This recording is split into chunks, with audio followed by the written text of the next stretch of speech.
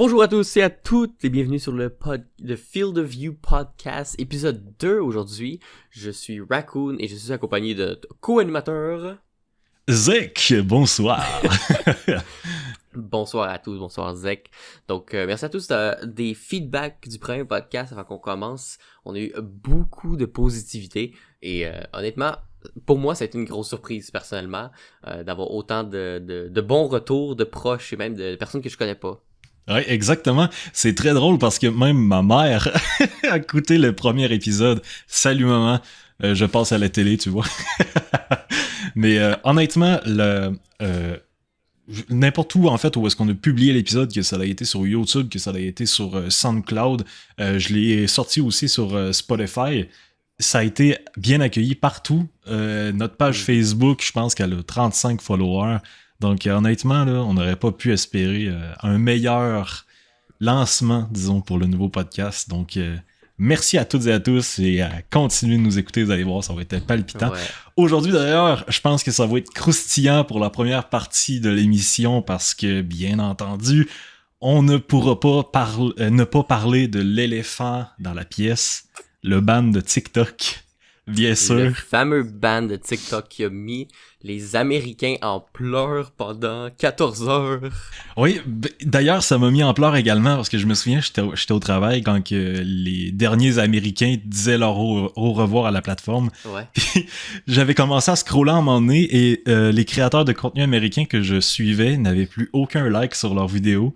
Fait que j'étais comme, oh my god, ça commence. Puis là, au fur et à mesure que je défilais, je tombais sur de plus en plus de chaînes françaises. Puis là, j'étais comme, I think it's time. We lost our English people.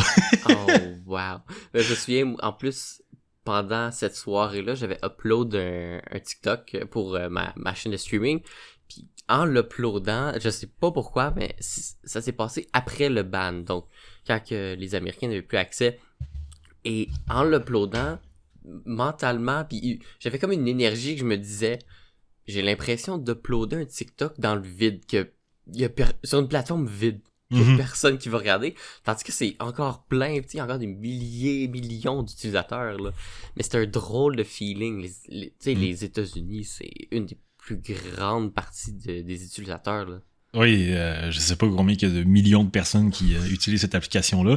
Et je sais pas non plus combien de centaines de milliers de personnes ont fui TikTok pour se retrouver sur, je pense que c'est Red Note, la version chinoise. Tu sais, le gouvernement des États-Unis ont voulu bannir TikTok en mode ça a pas de bon sens, ça fait partie de la machine communiste chinoise, faut à tout prix bannir ça. Puis à côté de ça, t'as comme 15 autres applications ultra populaires, 100% chinoises. Et les gens se sont mis à apprendre le mandarin pour aller sur fucking Red Note. Et ce qui est extrêmement drôle, c'est que les Américains, genre, parlaient avec les Chinois de manière non censurée, sans filtre. Fait que ça a donné naissance à des dialogues de fous où est-ce que un Chinois avait posé une question à un Anglais. Notre gouvernement nous fait de la propagande comme quoi vous devez vendre des gilets pare-balles à vos enfants pour aller à l'école. Genre, qui croit à ça? Et là, le gars, il a fait c'est parce que c'est vrai.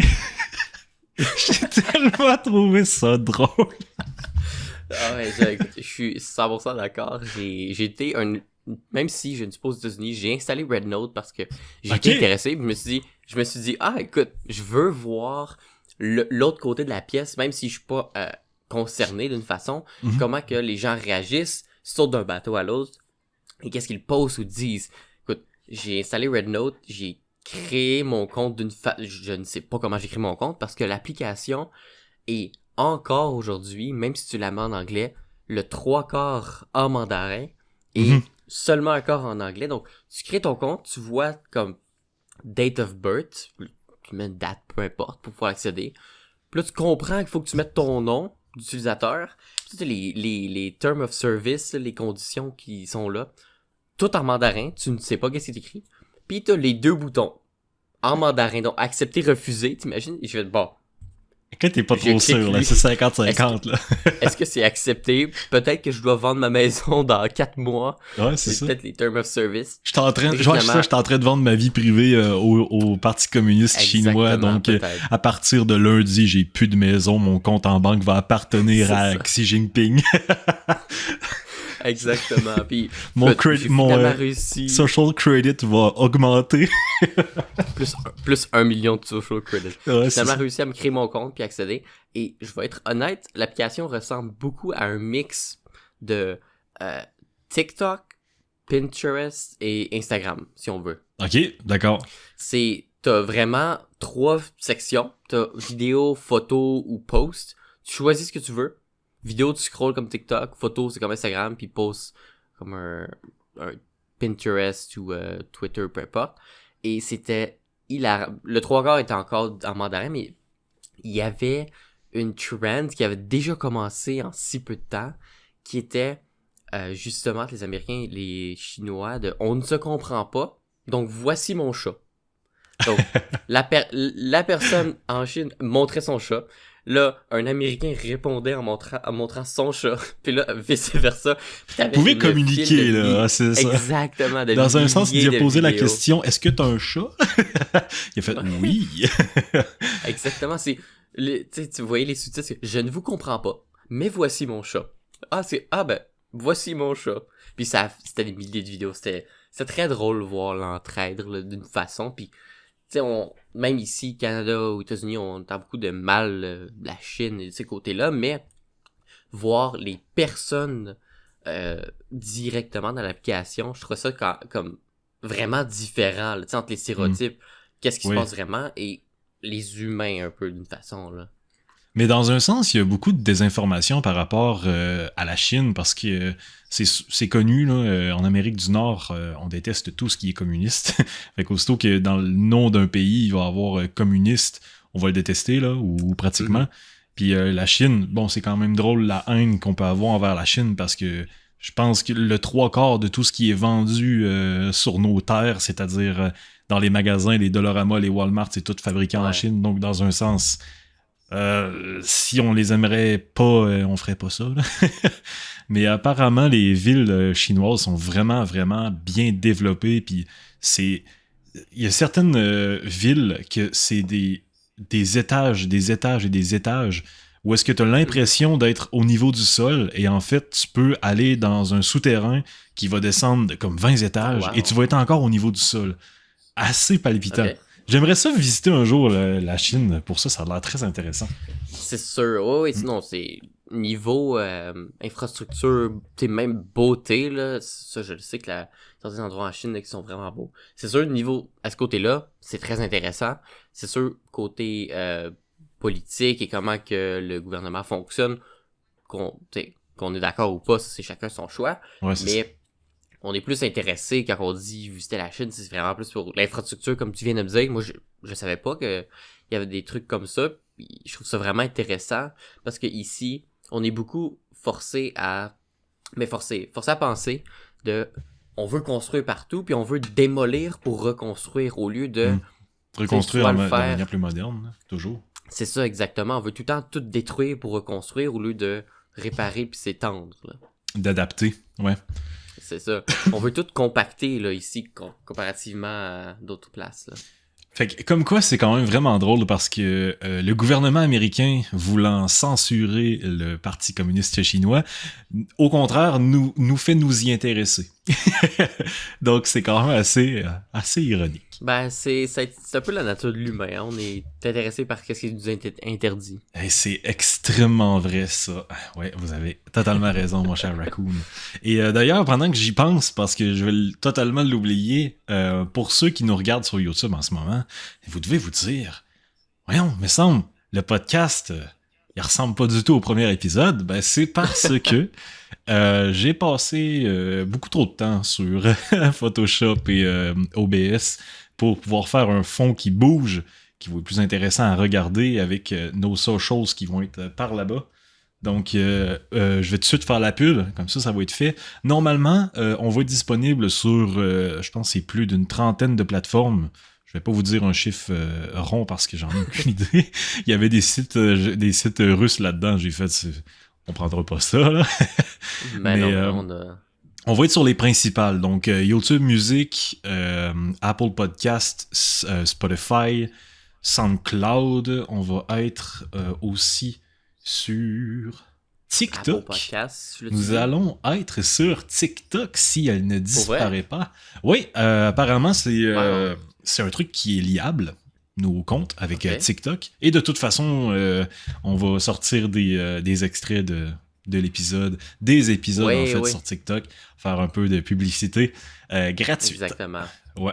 On est encore en adaptation là, pour les épisodes, puisque bien évidemment, vous regardez le deuxième, mais au moment qu'on enregistre, il y en a juste un de sorti. Donc on s'adapte encore et notre plan, c'est vraiment de sortir l'épisode et de vous sortir, même si vous l'avez déjà vu, des petits clips que vous avez un visuel sur TikTok. Comme ça vous garde l'estomac plein le reste de la semaine. C'est ça, exactement.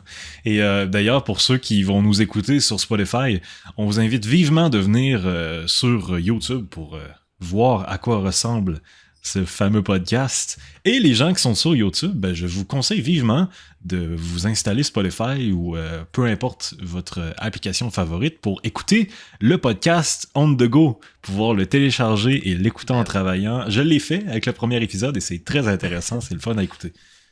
Exactement. Pareil pour moi, je l'ai écouté sur YouTube pour ma part, mais ça se fait assez bien, tu sais, des podcasts, ça peut durer des heures, mais tu le pars, t'as un petit 10 minutes, t'écoutes un petit 10 minutes, tu le poses, fais tes trucs, tu reviens, des podcasts, tu le partages avec tes amis, vous pouvez parler ensemble, meilleure expérience pour vous et pour nous, que des bonnes nouvelles. C'est ça, exactement. Puis, hey, on va revenir sur le sujet un peu à la TikTok et les sites internet, la tech, Ouais. parce que fallait que j'en parle. Avec notre podcast sur YouTube, malheureusement, nous n'avons pas accès à toutes les fonctionnalités qu'une chaîne normale aurait. Pour la simple et unique raison qu'on est une nouvelle chaîne. Donc, c'est comme des pare-feux pour éviter que ça soit comme plein de spam avec des liens vers des sites frauduleux. Ce qu'on peut comprendre d'ailleurs. Écoutez, il n'y a pas de problème avec ça. Mais mon téléphone est confirmé avec YouTube et ce n'est pas suffisant.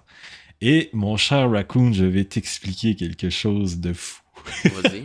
Dernier épisode, je sais pas si tu te souviens, je t'avais laissé avec...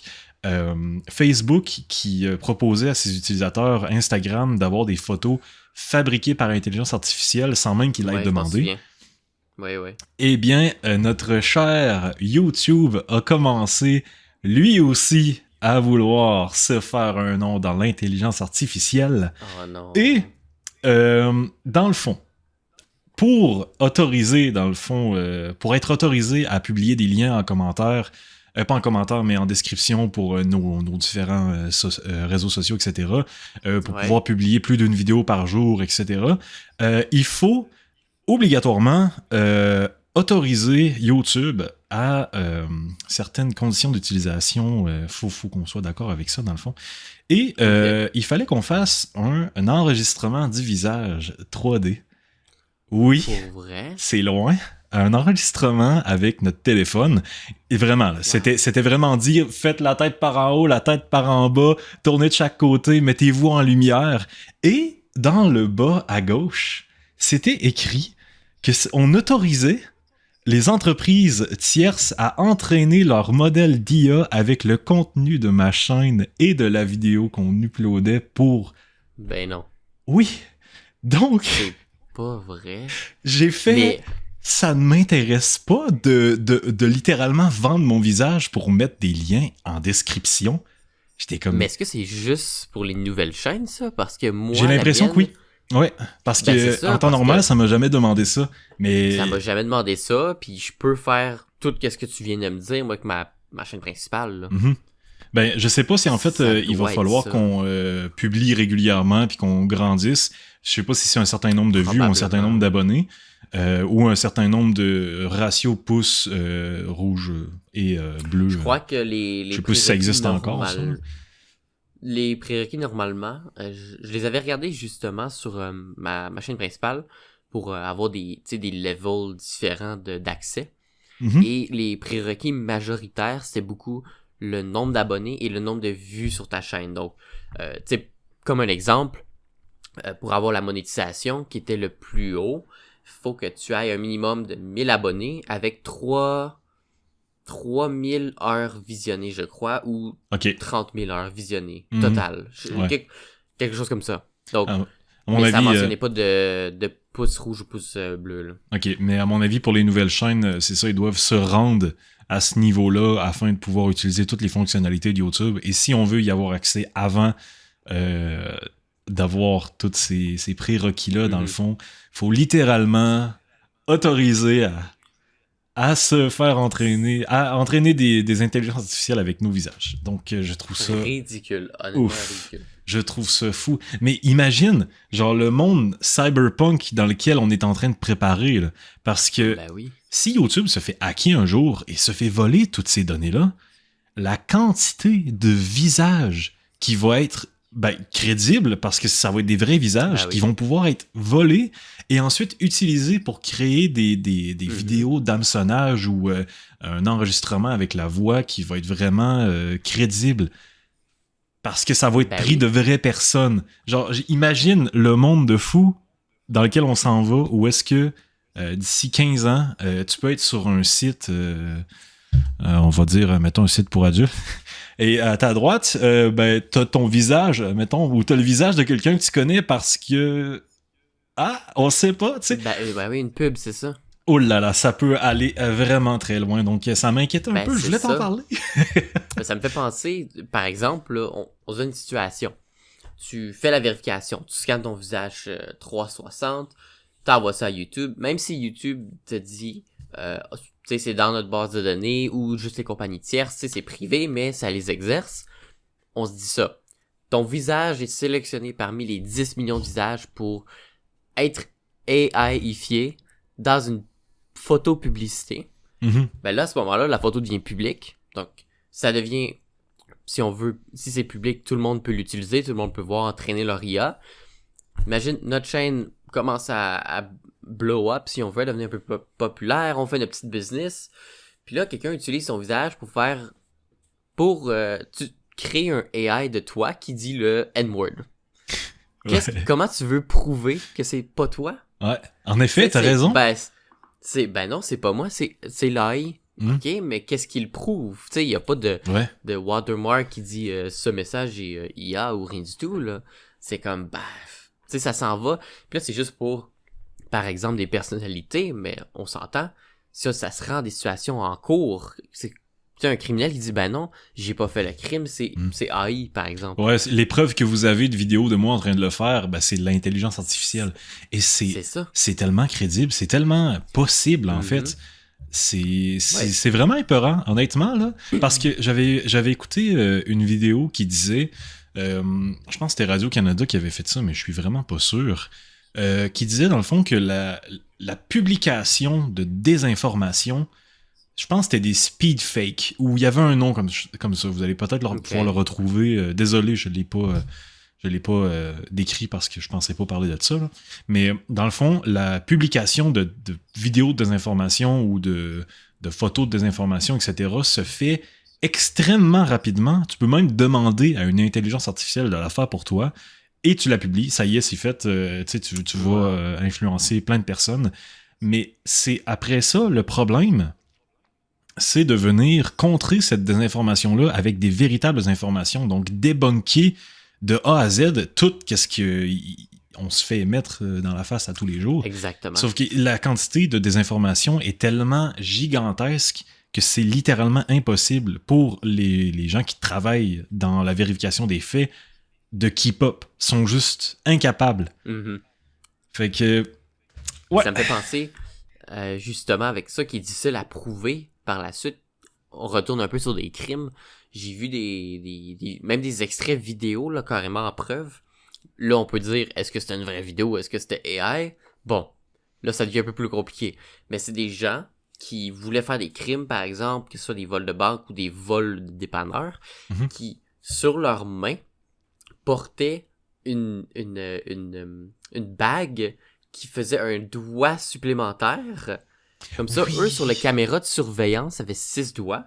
Et Tu sais, honnêtement, les AI, leur faiblesse, c'est les mains, Ouais. les bras qui plient, tu sais, sont pas encore à point pour faire une main. Oh, ça a 5 doigts, comment, de cette façon-là. Mhm. Donc, la personne pouvait se défendre facilement en cause, disant, ben non, regardez, la main a 6 doigts, là, c'est clairement AI, là. Ça va vraiment loin. Ah là là, sérieusement, là, C'est incroyable. ça fait peur. Bon. Ben oui.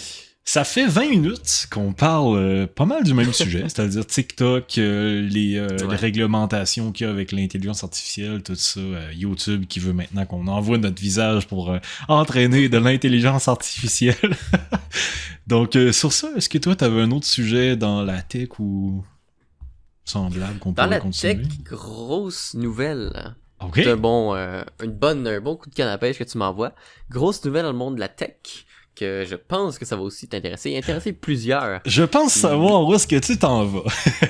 La Nintendo Switch 2. Et voilà, la fameuse Exactement. Nintendo Switch 2. Ben écoute, ça tombe bien parce que j'ai littéralement oublié de la mettre dans mon bloc-notes. Donc tu vas pouvoir... Je l'ai noté. Parfait. Exactement, la Switch 2 qui, honnêtement, est sortie, même avec la vidéo. Tu sais, honnêtement, ils ont sorti un vidéo explicatif. Les specs, donc les composants de la Switch, on leak d'avance, donc on sait à peu près c'est quoi. Je les ai pas notés, je vais être honnête, parce que puisqu'ils ne sont pas officiellement sortis, est-ce que je comprends, des leaks, ça va prendre avec une pincée de sel. Donc, je me suis dit, je vais attendre la vraie version au lieu de la mauvaise information.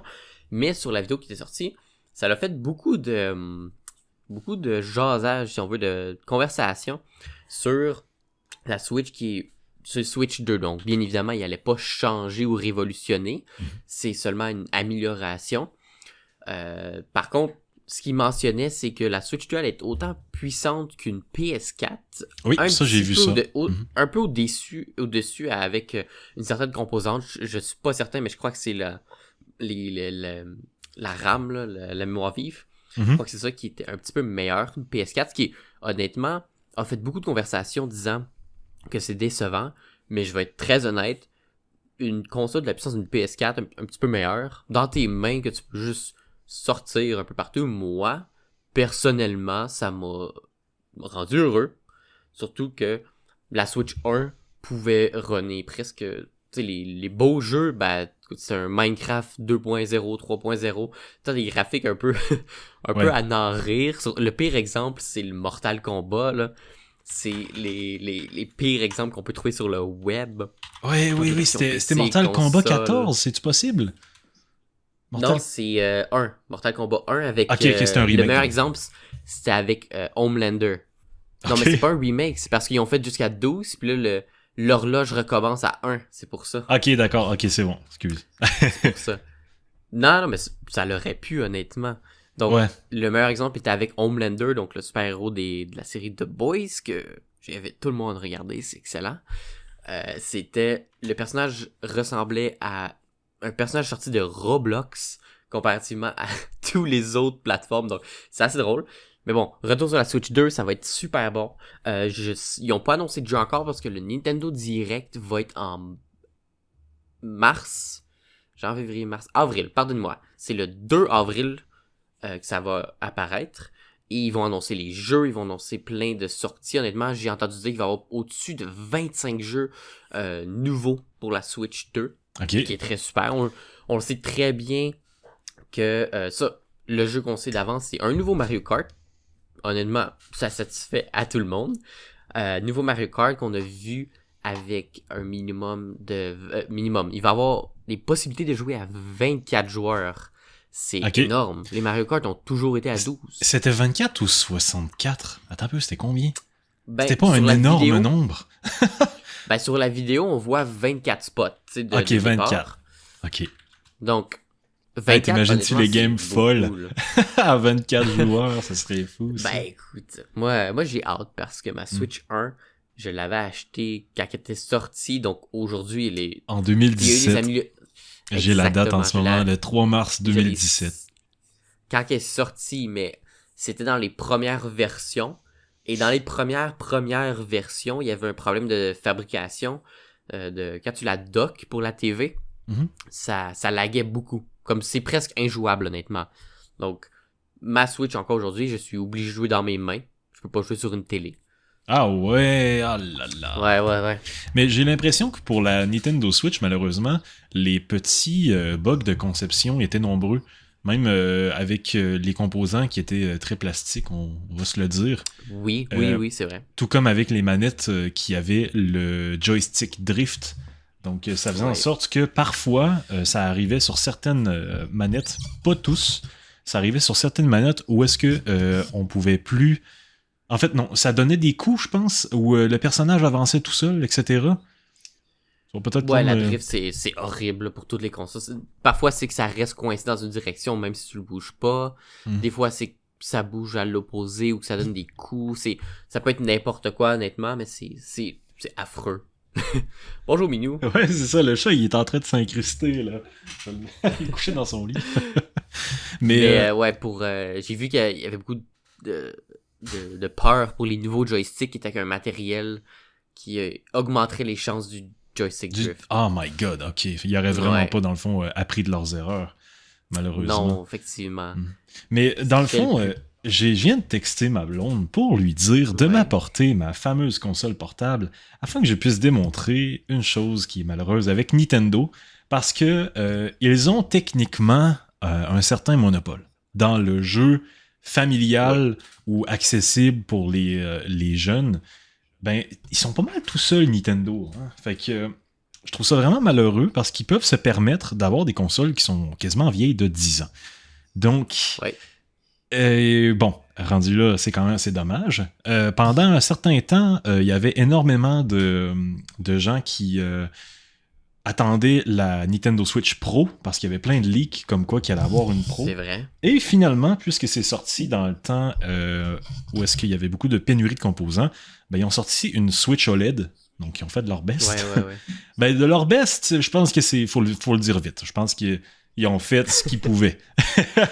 C'est ça, exactement. Donc, c'était malheureux. Ça a déçu quelques personnes, dont moi, parce que moi puis ma blonde, on voulait s'acheter une Switch depuis longtemps. Sauf que je me disais, je me vois pas acheter une console plein prix, sachant que la console est vieille de pratiquement 10 ans. Ouais. Je me verrais mal aujourd'hui acheter une PS4 du même prix qu'une PS5. Je sais pas, tu dois pas mal penser la même chose que moi. Oui, je suis 100% d'accord. Parce que justement, je me disais, parce que moi, j'ai ma PS5, mais je me disais, tu sais, les jeux que je joue, beaucoup, la majorité d'entre eux, c'est des jeux de PS4 qui sont rétro-compatibles avec la PS5. Puis je me suis dit, ben, à ce point-là, est-ce que je vends ma PS5, garde l'argent, puis je m'achète juste une PS4? Puis quand que je regarde les prix de PS4, je me dis, ben non, t'es débile si tu fais ça, c'est le même prix. C'est fou, ça. Ok. C'est stupide, là. Mais oui, dans le fond, en ayant texté ma blonde pour qu'elle m'apporte cette fameuse console portable, donc pour les gens qui sont sur YouTube, vous pouvez la voir en ce moment, c'est une Rogue Gamer Ally. Je fais de la pub pour eux autres, c'est incroyable. Mais ceci est une bête. Ceci est une console portable qui est Windows 11, donc à la fois c'est un ordinateur. Fait que si on a l'accessoire pour, on peut littéralement le transformer en ordi, brancher une télé dessus, une télé, un écran, peu importe, clavier, souris, manette, et jouer à tout ce que tu veux en famille, tout ça. C'est extrêmement cool, sérieux. C'est la console portable géniale à traîner dans les parties de famille parce que j'ai plein de jeux de société, les Jackbox Party, etc. Donc, les fameux Jackbox, c'est mes préférés. Ça vient m'aider, ça rend accessible la bibliothèque Steam pour les activités, disons, en gang. Et cette console, je pourrais pas dire son processeur, mais je pense que c'est un AMD Extreme Z1, mais je suis pas sûr. Je pourrais peut-être aller googler ça. Pas très bon avec les processeurs AMD, là, personnellement. Ouais, ben, apparemment, c'est vraiment un très bon processeur. Ok, c'est le AMD Ryzen Z1 Series. Qui est dans la Rogue Gamer Ally. Et sérieusement, là, c'est tellement performant. Je peux jouer à du Sea of Thieves, je peux jouer à du... peu importe ce qui vient de sortir, je peux jouer à du Helldivers 2. Les graphismes dans le fond, dans le tapis, et c'est fluide, avec un écran de 120 images secondes pour une console portable, même pas branchée. Oh wow. Moi, je trouve T'es ça... en train de me vendre, là. Ouais, ben je trouve ça formidable. Et d'ailleurs, c'est la même chose avec la Steam Deck. La Steam Deck, c'est vraiment un très bel outil de gaming portable. Donc, Ben oui. honnêtement, Niveau...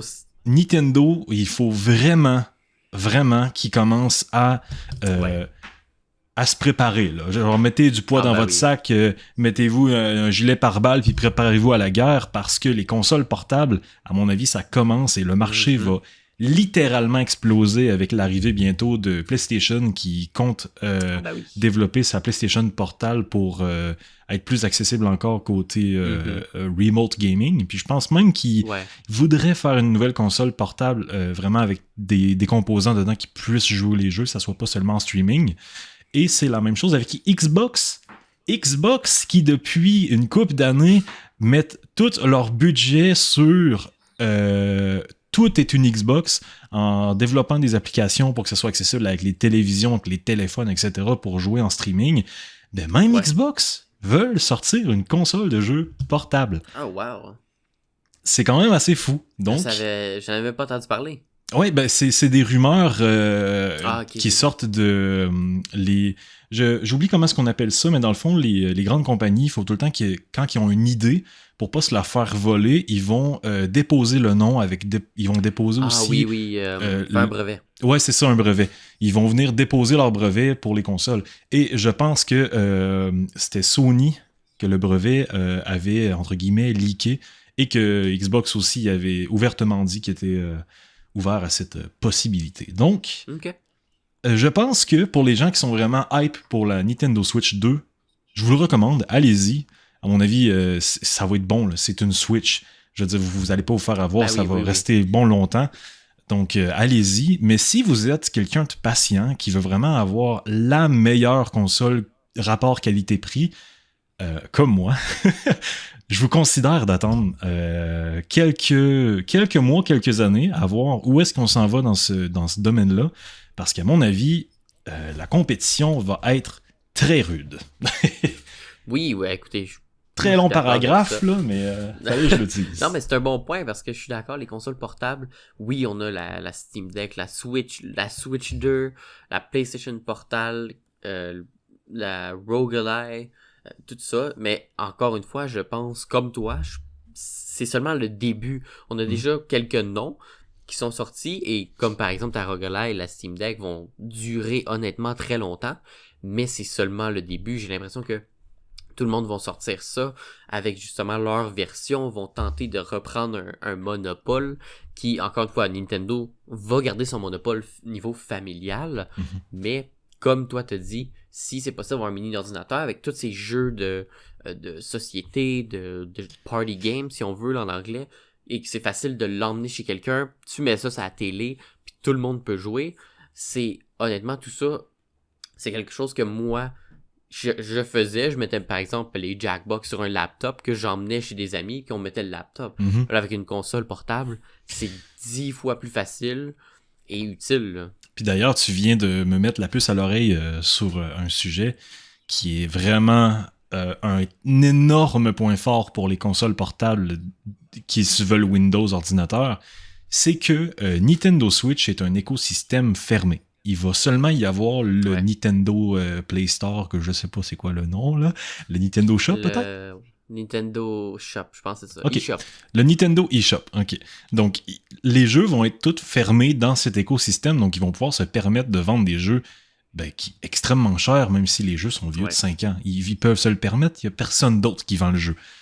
Ou il va y avoir certains commerces physiques. Peut-être qu'il va y avoir même des gens sur, mettons, Marketplace qui vont venir vendre leurs jeux. Mais en général, les gens vont venir acheter leurs jeux en dématérialisé, donc dans l'écosystème de Nintendo. Et avec une Steam Deck ou avec une ROG Gamer Ally, je préfère la ROG pour quelque chose que je vais vous dire dans pas long. Dans le fond, je vais commencer avec la Nintendo Switch. Pas la Nintendo Switch, la Steam Deck. La Steam Deck vous permet, en fait, elle vous propose... Pour 500$, je vous offre une console portable très performante, parce que vous allez pouvoir jouer partout, qui va pouvoir jouer l'intégralité de votre bibliothèque Steam. Donc, tous les jeux que vous avez jusqu'à maintenant achetés sur Steam, mais vous allez pouvoir y jouer dès maintenant. Donc, il n'y a pas de faut que tu rachètes ton jeu ou tu es obligé de passer par le store Steam. Tu peux aussi passer par des sites de revente de clés. Donc, tu peux vraiment t'acheter des jeux pas chers. Et pour moi, la ROG Gamer Ally, où est-ce qu'elle gagne énormément de points, c'est que c'est une console de Windows 11. Donc, c'est-à-dire plusieurs launchers. On a Steam, on a Epic Games, on a GOG, on a Origins, on en a plein. Tout plein.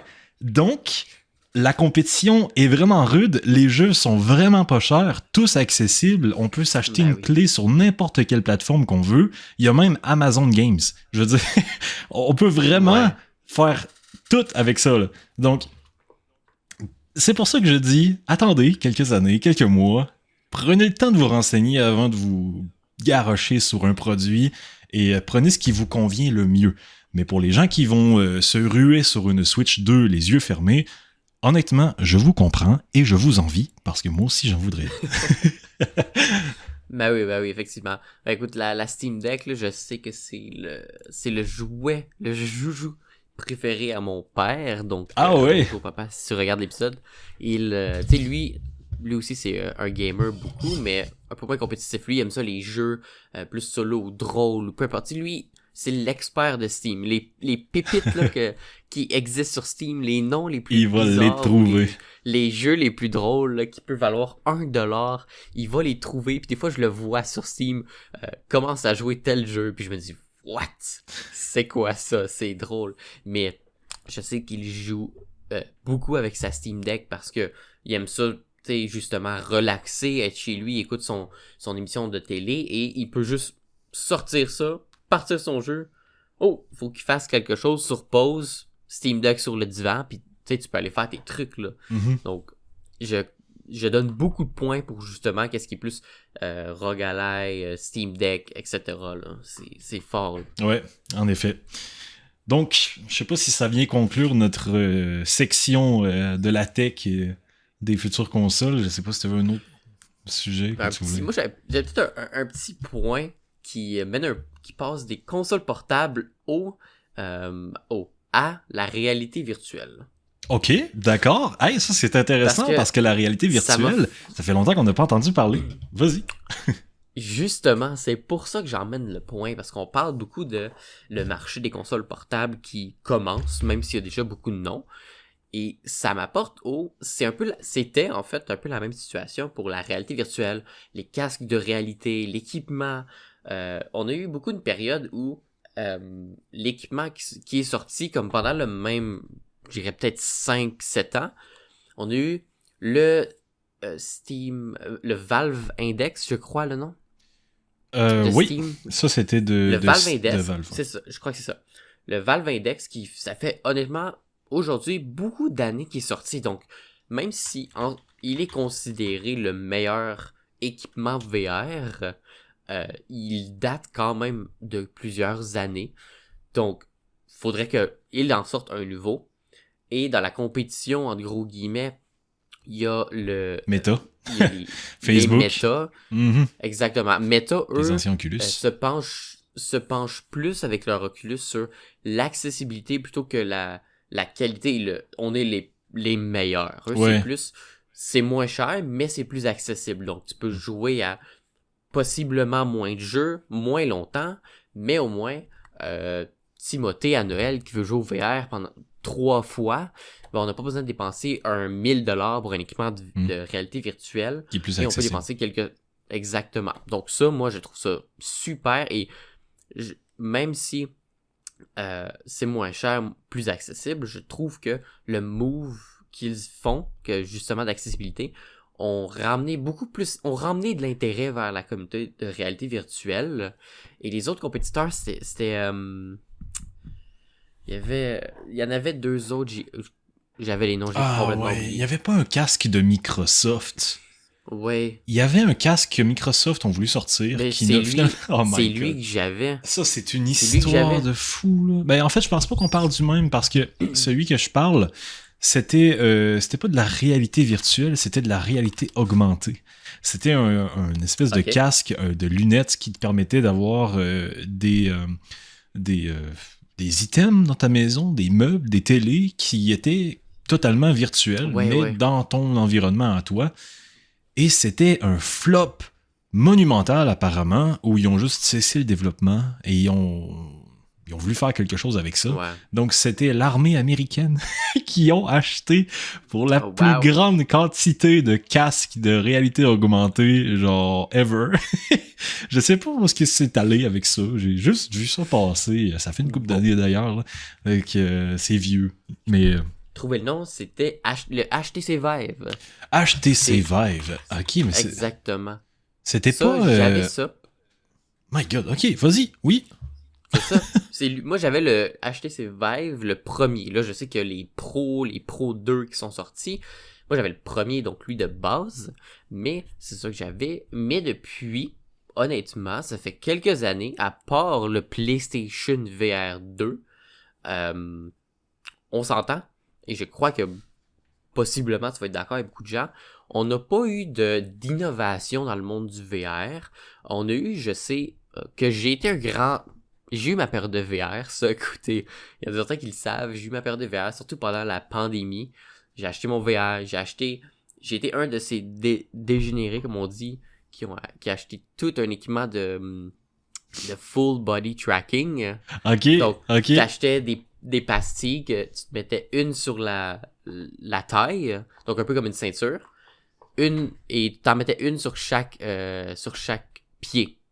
Donc, quand tu avais tes caméras dans ta pièce qui te capturaient le casque, les manettes, la taille, le pied. Donc, si tu étais dans un jeu, tu pouvais bouger 100% de ton corps. Donc, tu levais une jambe, tu tournais, ton personnage faisait la même chose.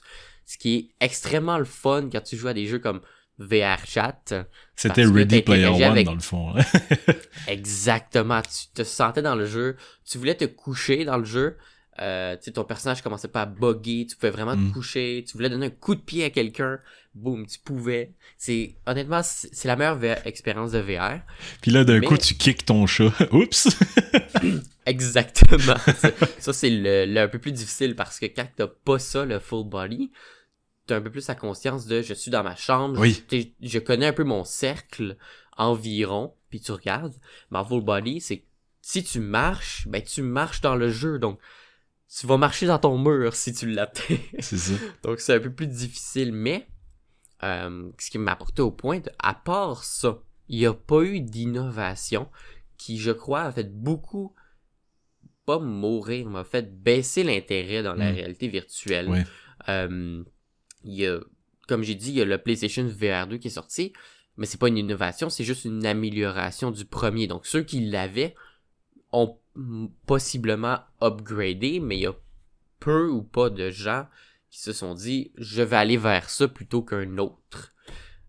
Moi je l'ai dit il y a 3 ans, je croyais en fait que Valve allait sortir leur Valve 2 en me disant bon, ça fait presque 10 ans je crois que le premier est sorti, on est dû pour un nouveau et je vais l'acheter et là j'ai perdu ma phase de VR, donc je ne l'achèterai pas. Mais je sais pas quelle direction là, ça s'en va. Est-ce qu'on va le perdre? Est-ce que quelque chose de magique va se passer? Dans un sens, t'as dit que Meta était, disons, très... il faisait attention avec les casques qui sortaient pour qu'ils restent vraiment abordables. Donc, dans un sens, c'est bien parce qu'ils viennent démocratiser l'aspect réalité virtuelle en vendant des casques qui sont sans fil, accessibles, pas chers. Donc... Dans un sens, j'aime beaucoup Meta pour ça. Je peux comprendre que pour les grands fans de VR, ils vont demeurer avec le Valve Index. Oui. Parce que j'avoue que pour la manette du Valve Index, c'est quand même vraiment fou là, que tous les doigts soient captés. Mais oui. Ça, je veux dire, ils se sont jamais fait rattraper par n'importe qui de ce côté-là. Je m'attendais d'ailleurs à ce que le Meta Quest 3 aille une manette semblable. Et non, en fait. Ils ont juste réutilisé la même manette et ils ont enlevé l'anneau. Très décevant. Très déçu.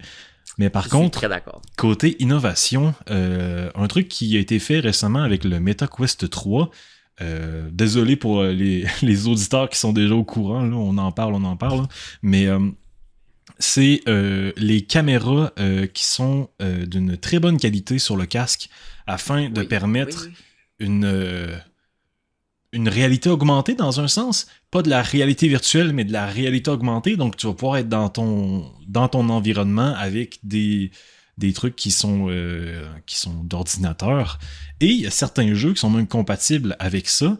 Il y en a un en particulier, j'ai oublié le nom, là, mais c'est un jeu de zombies. Je vais juste checker vite fait pour essayer de retrouver le nom. Oui, je sais de quoi tu parles. Pendant que tu cherches, je vais expliquer un peu. C'est un jeu de zombies. Si je sais de quoi tu parles, c'est que tu scannes, par exemple, ton appartement, de vraiment chaque mur, chaque pièce, chaque objet, et avec la réalité augmentée, ça va faire par exemple, sur ta porte, la porte va se briser, et les zombies vont arriver, et toi, tu vas te défendre dans ton appartement pendant que d'autres vont arriver dans la fenêtre, et tu sais, t'es dans quoi? C'est ta maison. Et d'ailleurs, le nom du jeu, c'est The Cabin Home Invasion. The Cabin Home Invasion. Okay. Oui, c'est vrai.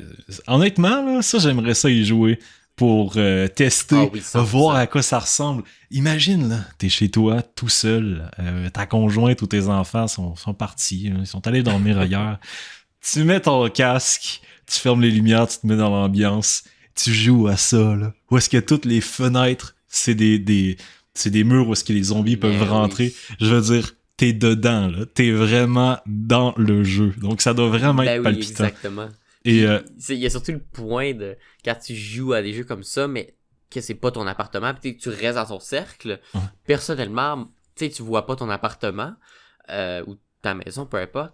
J'ai toujours la petite peur, tu lèves le casque, bon, est-ce qu'il y a vraiment un zombie dans mon appartement? La quantité de fois que je fais ça, moi aussi, genre c'est con, là, j'ai 23 ans, ok, je suis un adulte. Et quand je joue, ben c'est peut-être parce que j'avais des frères chez moi. Les frères, là, aimaient beaucoup venir me gosser quand je jouais au VR parce qu'ils savaient que je les voyais pas. Mais à chaque fois que je jouais, j'avais fait Half-Life Alyx, pour ceux qui connaissent pas, c'est Half-Life, le nouveau Half-Life, qui est totalement en VR et c'est probablement un des meilleurs jeux VR. J'avais fait Half-Life en VR et je savais, là, je suis tout seul dans la maison avec ma conjointe et elle dort. Et des fois, je fais un peu le casque où je tapais 2 fois pour comme revenir dans la réalité en mode OK, y a personne. Puis là, je retournais dans mon casque. Oh my god. Ça me rappelle des souvenirs. Ah oui, 100%. Ah oui, non, écoute, je suis d'accord. Même quand j'étais chez mes parents et que j'étais dans ma chambre et que, honnêtement, personne venait dans ma chambre. Personne... Si quelqu'un voulait venir, cognait, puis si je répondais pas, n'ouvrait pas la porte. Tu sais, j'étais dans un... Ma chambre, c'était tranquille, là. Donc, je jouais en VR, puis malgré tout, j'ouvrais mon casque pour dire, bon, y a-tu quelqu'un qui attend la porte ouverte, qui va venir me toucher? Puis, écoute, ça fait vraiment peur, là. Mais d'ailleurs, je vais en parler, c'est dans le sujet. Ouais. Mais si jamais les auditeurs, vous avez la chance d'aller à Montréal, et même toi, Raccoon, je sais que tu vis non loin de Montréal, en tout cas beaucoup plus proche de Montréal que moi, je vis de Montréal. Allez jeter un œil au Playbox. Je ne sais pas c'est dans quel bâtiment, mais c'est une grande salle d'arcade avec... C'est casino, si je me trompe pas. C'est possible, mais dans le fond, c'est une grande salle d'arcade. Allez pas là pour les arcades, allez là plutôt pour les games de VR dans une espèce d'arène. C'est formidable. J'ai été là avec un de mes amis, on avait fait un 1v1 dans un jeu de laser tag en VR. On était dans notre ring en tant que tel, chacun avec un casque sans fil, des manettes, et littéralement, on voyait le monde se construire autour de nous virtuel, et on était dans une game de laser tag où est-ce que on était à fond, on se déplaçait, on se contournait, puis c'était extrêmement cool. Donc, si jamais vous avez la chance d'y aller, là, allez-y. Ah ouais, j'ai vu ça sur, justement, TikTok. Oh, t'es mute, Raccoon, je t'entends pas. T'es mute sur Discord. Là, c'est good. Bon. J'ai vu plein de clips sur TikTok et honnêtement, à chaque fois que je le voyais, je me dis, bon, j'y vais la semaine prochaine. Ça a l'air vraiment, vraiment le fun. Là. Et encore une fois, ceux qui ça l'intéresse, allez-y. Je sais qu'il y avait eu... peut-être entendu parler Mon VR, une autre compagnie. J'ai pas entendu, non? C'est une autre compagnie qui a commencé un peu avant eux. C'était vraiment, vraiment minuscule. Par exemple, il livrait un magasin à la fois. C'est un peu partout, honnêtement, au Québec. Mon VR, et ça a commencé justement à... Tu vas là, tu payes par heure et tu joues en VR ou en réalité augmentée. Et là, c'est rendu vraiment un peu similaire à Playbox. C'est ce que je vois, c'est qu'il y a plein d'arcades, de jeux. Même rendu, tu peux lancer des haches. OK. C'est trucs comme ça. J'ai jamais été, mais je voulais y aller. Puis encore là, avec Playbox, tu me donnes envie d'y aller. Là. Ah, c'est bien. Je savais pas qu'il y avait des lancers de hache à cet Ouais. endroit. Dans le Playbox, ça, tu veux dire, ou... Non, c'était à Mon-VR. Donc une À mon autre, VR. OK. une autre compagnie groupe, mais qui est honnêtement 100% similaire. Là. C'est bon. Désolé, c'est parce que j'ai un petit côté qui est TDA et que j'étais en train de, de recadrer De ma regarder. caméra parce qu'on voyait du noir. Parce que, comme vous pouvez le voir pour les gens qui sont sur YouTube, j'ai une scène qui est du podcast ainsi qu'un média. Donc, je peux vous montrer des images en temps réel. Vous voyez de quoi qu'on parle. C'est formidable. Bienvenue là, sur le on fait Field pas of comme View les- podcast. On fait pas comme l'épisode 1 qu'on fait juste glisser devant nous. Non, c'est ça. Mais ça valait c'était quand même très la drôle. peine parce que c'était un bout de bois pour un revolver. Donc Ben ça, j'ai oui. été obligé de le montrer, là. Écoute, mon moment préféré, ça a été quand que t'as montré le personnage de Concord. Oui, d'ailleurs, j'étais triste parce que tu pouvais pas réagir en temps réel, mais c'est magnifique, Ouais. là. Le Mais personnage quand est t'en parlais, beautiful. dans ma tête, je le savais que c'était cette photo. Ah ouais, ok, c'est bon, good. Ah ouais, c'est 100% là.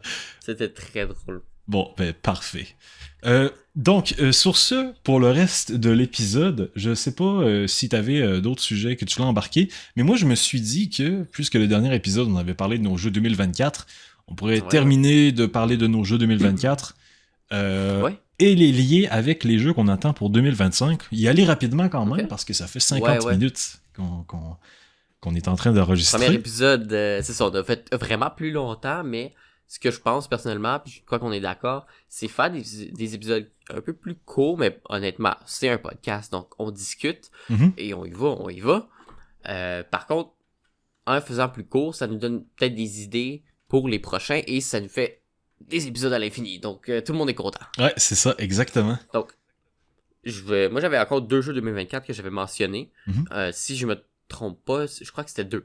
Donc, on y va comment? Est-ce que tu veux que j'y aille un par un? Vas-y, Est-ce que- fais-les toutes parce que moi, je vais les lier directement avec 2025. C'est des Super. jeux qui sont liés avec leur sortie en 2025, donc tu peux y aller. Ben écoute, super. Moi, mes 2 jeux que j'avais mis, c'était Astrobot et Balatro. Donc, Astrobot, ça a été quand même assez vite dans l'année. Il est sorti et honnêtement, j'ai été le chercher, je crois, jour 2 parce que c'est un petit jeu familial. Moi, j'aime le platformer. Mhm. Je l'ai platinum, donc je l'ai fait à 100%. C'était assez plaisant. Et pour ceux qui le savent, je suis nouvellement papa de cette année. Et ma fille ne regarde pas de télé. Même si des fois on l'écoute, elle est pas du tout intéressée. Là, elle, ça va juste être « Ah, il y a du bruit? Ah, ok. Je retourne avec mon toutou, mon livre, peu importe. » Mais, quand que je jouais à Astrobot, le petit robot, quand tu bouges et dans la manette, il fait des petits bruits comme un peu comme des Ok. comme des petits bruits de chipmunk là si on veut. Et elle a adoré. Je mettais le jeu sur pause, tu fais bouger les robots et elle était super contente. Ah oui, parce que d'ailleurs, ça me fait penser dans le jeu, le mini-jeu qu'il y avait sur PlayStation 4, ou c'était peut-être PlayStation 5. Oui, PlayStation 4. Dans la manette, Ah il non. y avait littéralement le retour haptique, fait que c'était la PS5. Il y avait le C'est la retour 5, haptique où est-ce que tu avais une cinquantaine ou une dizaine de petits robots dans la manette. Ouais. Et quand tu bougeais la manette, tu pouvais les sentir tomber et tu pouvais les Ouais. entendre. Ça, je trouve que Exactement. c'est formidable pour les enfants. Ah, ouais. Tu leur dis qu'il y a des petits robots C'était dans la super. manette et ils vont bouger, ils vont le sentir. Elle a Dans quel tellement monde qu'on vit? adoré. Je faisais juste lui montrer la pochette physique de mon jeu Astrobot. Elle commençait à s'exciter puis elle était tellement contente que j'ai été au GameStop, donc au eBay Games, et j'ai acheté un toutou Astrobot. Puis là, c'est rendu un petit toutou qu'elle aime. Ah, mais c'est parfait, ça. Super. Ça, c'est... Puis, rapidement, Balatro, ça sera pas trop loin d'en parler. C'est un jeu, je crois, qui est sorti 2024. Oui, Oui, il est vient de nommé, sortir, Game ouais. of the Year. 2024. C'est un jeu que je n'ai pas touché de l'année 2024 jusqu'à décembre, quand que je suis tombé en vacances de Noël avec mon travail. Je me suis dit, bon, j'ai du temps de libre, j'ai installé Balatro en me disant tout le monde aime, j'ai jamais joué. Mon père totalement accro à Balatro. Il adore le jeu, il joue souvent. Et évidemment bien, là, puis je le regardais jouer des fois. Mais je l'ai installé et j'ai tombé dans l'addiction pendant quelques jours. Tellement j'ai joué, c'était comme... Ah, c'est le fun, c'est vraiment plaisant. Que ma blonde m'a regardé, elle a dit « Pourquoi tu joues à ce jeu de cartes-là? Je ne comprends pas. » Là, j'ai dit « Ah, là, c'est le fun. » Là, je perds ma partie. J'ai dit « Ah oui, essaye la partie. » Elle essaie la partie. J'ai perdu l'accès à mon ordi pendant une soirée. Ok, parce que elle a adoré, dans le fond. Ouais, okay. Puis elle vient de rire, là. Est-ce que, dans le fond, il y a... est-ce que c'est simplement un jeu de cartes ou est-ce qu'il y a certaines petites modifications? Non, rapidement, c'est le but, t'as des rounds, puis plus que tu vas dans le jeu, si on veut, c'est des runs. Fait que c'est que tu commences une game, tu vas le plus loin possible jusqu'à t'essaies de finir. Si tu meurs, tu recommences une run. Ok. Puis tu débloques des cartes. Comment ça fonctionne rapidement? Là, ceux qui savent le jeu, comment ça fonctionne, vous pouvez écouter, mais bon. Comment ça fonctionne, c'est t'as un paquet de cartes, 52 cartes normales. Chaque carte a leur valeur. Donc un 2 vaut 2 points, 3, 4, 5, tu sais, chaque carte a leur propre point. Par exemple, premier niveau, c'est obtient 300 points. Puis là, il faut que tu fasses des combos, des mains de poker. Donc des full house, des flash, des 2 paires, des 1 paire, tout ça. Puis chaque combo, plus qu'il est, si on veut, mieux qu'il est, puis plus qu'il est compliqué à faire, ça va donner un multiplicateur. Donc si tu fais 2 paires de... une paire de 10, une paire de 2, ben ça te donne 10, 20, plus 2, 4 points. Fait qu'au total, 24 points. Puis 2 paires peuvent faire un multiplicateur de 4. Fait que là, ça fait 24 fois 4. Puis là, ça donne un certain nombre de points. Puis là, t'as comme 4 essais pour atteindre 300 points. Fait que là, tu obtiens tes essais, blablabla. Tu réussis ta round, tu vas au prochain, puis à chaque round, ça augmente. Fait que c'est 300, 600, 900, 1200. Fait que là, tu te dis, ben avec des cartes de base, c'est dur d'atteindre 10 000 points, tu comprends? Ouais, c'est ça. Fait qu'à chaque round, à chaque fin de round, t'as un magasin qui s'ouvre. Puis avec les points que t'as fait, t'obtiens de l'argent, tu peux acheter des jokers. Puis t'as comme des centaines de jokers qui ont toutes des bonus différents. Donc ça peut aller de double paire te rajoute un multiplicateur de 6. Chaque carte de cœur va donner plus 32 points dans le multiplicateur. Tu sais, tu fais ça, tu bulles ton deck à chaque fois, si tu veux. Puis le but, c'est que tu ailles le plus loin possible. C'est quand même de la stratégie pour atteindre le plus de points. Puis je sais que ça va à des trillions là, dans les derniers niveaux. Là. C'est des trillions les points qu'il faut que tu ailles. Que je me suis pas encore rendu. Le plus haut que je me suis rendu, c'est comme 25 000 points. Je suis pas encore très bon. Mais je regarde des clips là, de gens qui atteignent des niveaux, c'est ridicule. Là. Ah ben c'est ça, il doit y avoir littéralement une compétition avec les joueurs là, pour se rendre le niveau le plus haut possible. Ben c'est comme une mini-addiction, c'est rien de mal, mais c'est une addiction de... Tu fais ta petite stratégie, tu bulles ton deck, puis si tu perds, c'est directement new run et ça repart. Ouais. Ben d'ailleurs, c'est comment est-ce qu'on appelle ça, le style de jeu où est-ce que c'est un die and retry, là, où est-ce que tu dois mourir pour t'améliorer dans le jeu? C'est pas un dungeon crawler, si je me trompe pas. Je vais checker Sifu, parce que Sifu est un jeu exactement comme ça. Ouais, pour les gens qui se demandent, je suis sur mon téléphone depuis tantôt, c'est pas parce que j'écoute pas Raccoon, c'est parce que je cherche le nom de ce style de jeu-là, mais je le trouve pas. Ça y est, Raccoon est plate après un épisode. C'est ça. Mais non, je trouve pas le style de jeu. On change de host. C'est ça. On va demander Willy. À XQC. On va prendre Willy parce que mon chat depuis tantôt il veut venir là, il essaye de s'incruster. On va prendre Willy. On va le remplacer, hein. Il va faire miaou. Ouais, c'est ça. Il va dire moi je mange des croquettes, je bois de l'eau puis je fais dodo. C'est quoi ton activité préférée? Le dodo, surtout le dodo. C'est ça. T'avais-tu un autre jeu que tu voulais parler de 2025 ou 2024 ou est-ce qu'on embarque? Ben, mes Game of the Year, peut-être tous ceux-là de 2024, c'était ces deux-là. 2025, j'ai noté quelques-uns qui arrivent. Écoute, veux-tu que j'aille dessus ou veux-tu qu'on passe à 2024 à toi? Ben, au pire, je vais commencer avec mes jeux Vas-y, 2025 parce que, à mon avis, on va en avoir qui vont être dans nos listes chacun. Tu vois, moi, je fais une prédiction dans ceux que j'ai. Ok, Je crois qu'on va vas-y. en avoir 2 similaires. J'en ai noté 5. D'accord, j'en ai noté un. 7. Évidemment, on parle de qu'est-ce qu'on peut, là. Ouais, j'en ai en fait non, 4, 5, 6, 7. Ouais, j'en ai 7. Ok. Vas-y. Je vais commencer avec celui que tu as également dans ta liste, 100% sûr. On va voir. Subnautica 2. Et voilà. Et bien entendu, c'est sûr Ouais. qu'on veut avoir un Subnautica 2. Par Oh. pitié, ne le repoussez pas jusqu'en 2026, on va être très déçus. Mais dans un sens, si le jeu sort brisé en 2025, on va être très déçus aussi. Donc, oui, c'est ça. adaptez-vous. Mais ils ont dit jeu 2025 avec playtest début 2025. Donc, d'après moi, c'est très bientôt. Ok, bon, parfait. D'après moi. Ça, on l'attend grandement. Surtout, comme bonne nouvelle, parce que ça, ils l'ont annoncé au début de l'an dernier, il y a, je crois, dans le temps des fêtes, un des créateurs, community manager, ont comme hinté sur Twitter disant que oui, ça va être début 2025 la playtest. Là, on est confiant. Fait que ça, je savais qu'on allait l'avoir sur nos listes, c'est certain. C'était sûr. Donc, pour les gens qui connaissent pas Subnautica, ben déjà, je suis désolé. Vraiment. Ben, écoutez, c'est un excellent jeu, Subnautica. Dans le fond, on s'écrase sur une planète extraterrestre, une planète qui est sous-marine, donc c'est majoritairement de l'eau. Donc il y a différents poissons, il y a différents prédateurs. Je pense qu'il y a des mammifères aussi sur les îles. Ou pas des mammifères, mais... Dans Below Zero, oui. Ok, Ben, oui, il y a des manchots. Oui, c'est vrai. C'est ça, mais... Ouais, ok. Si c'est un mammifère, là, désolé pour les gens qui s'y connaissent, moi j'en ai aucune idée, mais mammifère, il me semble que c'est ça, là.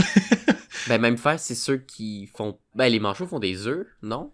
Oui. Hey, on a de l'air stupide. Hey, gang, ça fait longtemps, là, les cours de sciences là, de secondaire, là, ça recule. Ceux qui se disent c'est évident, comment ça vous le savez pas? Je suis d'accord avec vous. On vous invite à le mentionner en commentaire, Rest in Peace, et à faire un post sur Twitter, sur Facebook. Comment ça, les gars de Field of View Podcast ne connaissent pas leurs animaux?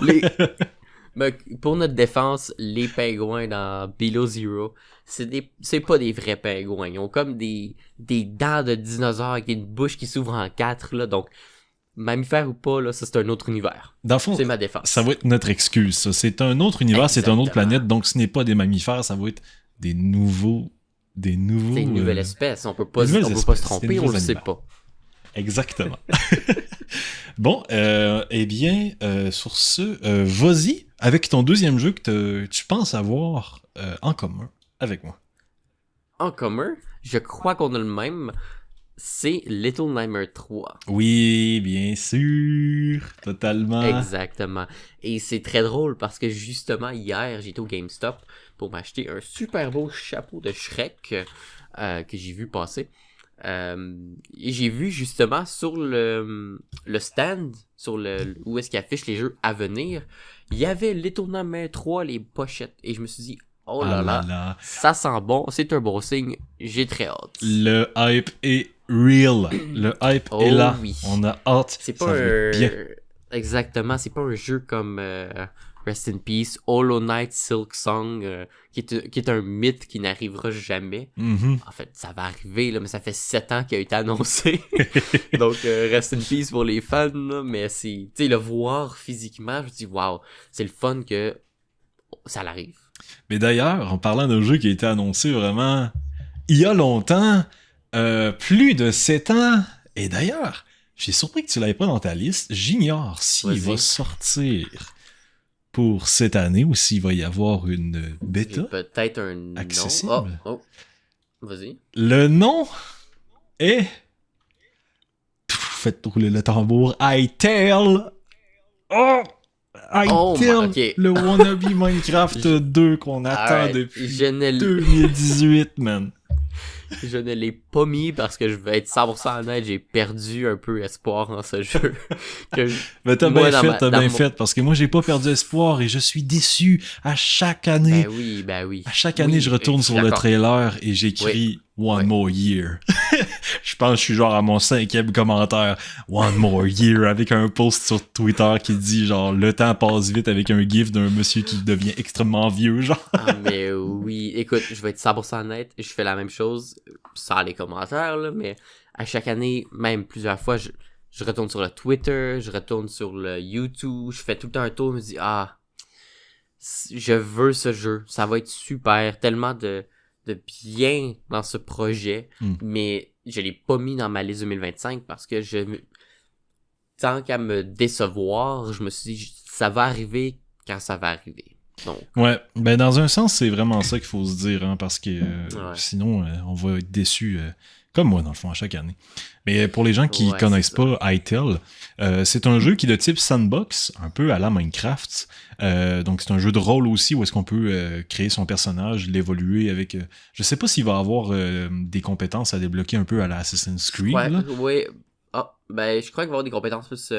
c'est ça, chevalier, on magie, peut se spécialiser, là. Ok, ouais, d'accord. C'est ça, oui, exactement. Donc, c'est ça va être un jeu à la Minecraft où est-ce qu'on va pouvoir miner, construire, avoir une petite fermette. Ben d'ailleurs, dans la vidéo que j'ai mis en ce moment, vous pouvez le voir.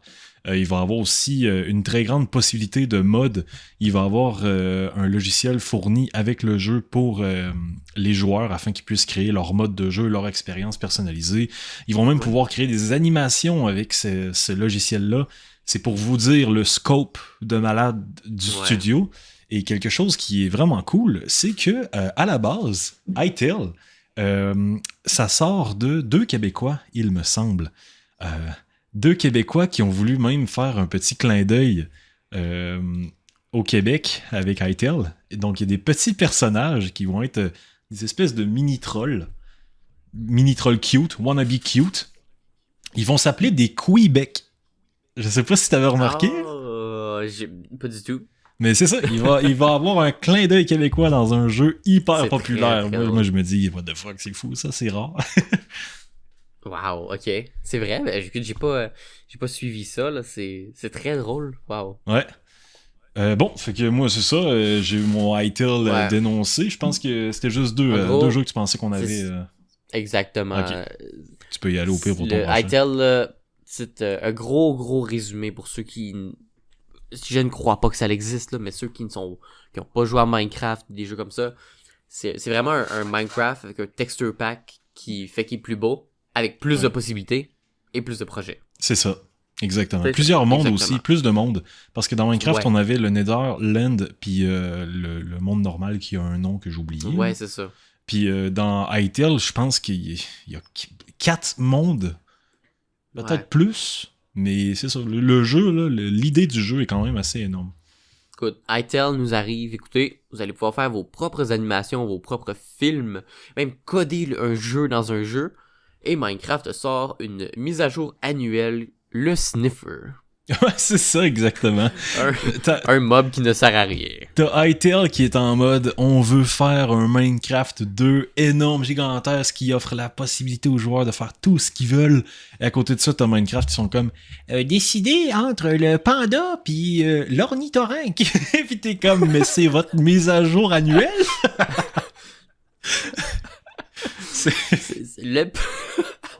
C'est très drôle. C'est tellement drôle. Oh wow. Ok, je vais passer. J'avais encore 3 autres. J'avais un qui... C'est pas nécessairement un jeu que je me dis waouh, ça va être le jeu que je vais jouer, mais c'est un jeu que je trouvais intéressant beaucoup graphiquement. Ok. C'est un jeu qui s'appelle... Écoute, en français, je sais pas c'est quoi. Le nom sonne très mal en anglais. Je veux dire en anglais, 2XKO. Je sais pas si t'en as entendu parler. 2XKO. Ok, je vais le mettre sur YouTube en même temps.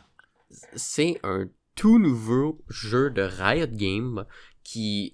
Riot Games, bien évidemment, on commence avec League, sorti Valorant, donc ils ont commencé avec les MOBA, les shooters, Là, les jeux de cartes, les jeux de stratégie échecs, et là, ils se lancent dans les jeux de combat, un peu à la Mortal Kombat, mais avec les personnages de l'univers de League of Legends.